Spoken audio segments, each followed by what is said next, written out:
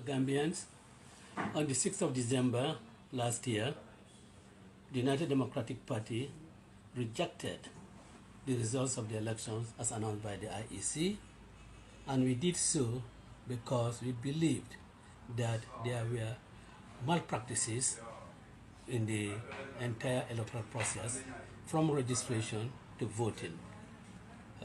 We did indicate that we were rejecting the results because there were registration of voters who were aliens. There are also registration conducted outside the period prescribed for registration of voters, as well as outside the hours stipulated for registration of voters. In order to prove our point, in order to substantiate the reason for our rejection of the results, we filed petitions in the Supreme Court.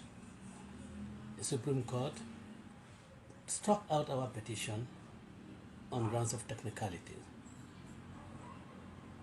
We were very much shocked by that, but that is their decision.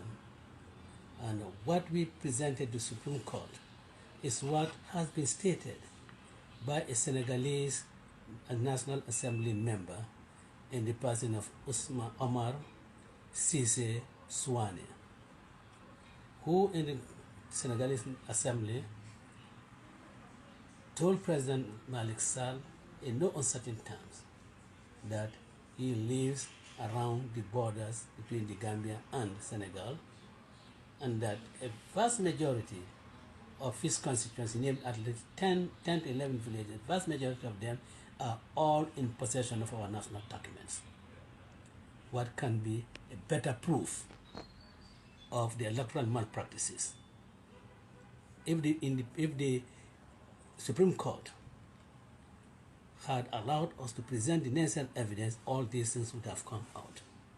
But here we are, showing that here we are being told by Senegalese legislator that Gambians were in possession of our national documents, and they were acquiring this during the time of the campaign. And of course, when I say campaign, this campaign period, for him, is the entire electoral process from registration. After all, during voter registration, during campaigns, voter registration does not take place. It takes place prior to the campaigns. But of course, that period is also a period of sensitization, a period of campaigning, because you go out to tell your voters, to tell your supporters to go out and vote. So it is quite clear that the elections that Mr. Barrow is really pounding his chest and claiming himself to have won was fraudulently won. I believe that if the president resign and say he would want to have a properly conducted elections on a properly made up register of voters. And I think with this revelation, the IEC should really think of resigning if they are men of conscience. The flimsy excuse given by the Director General of Immigration is certainly untenable.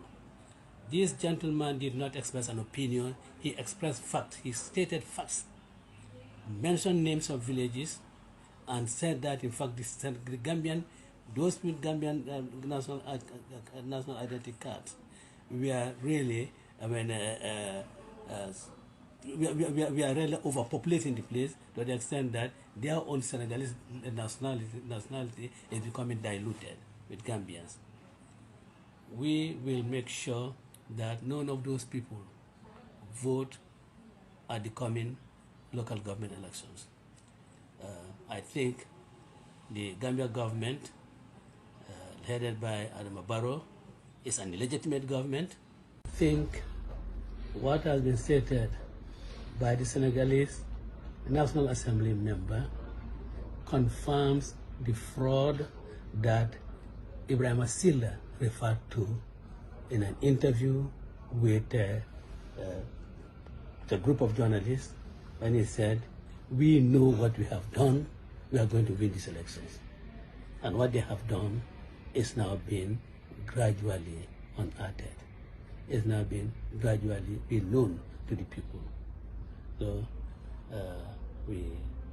I believe, and the United Democratic Party believes that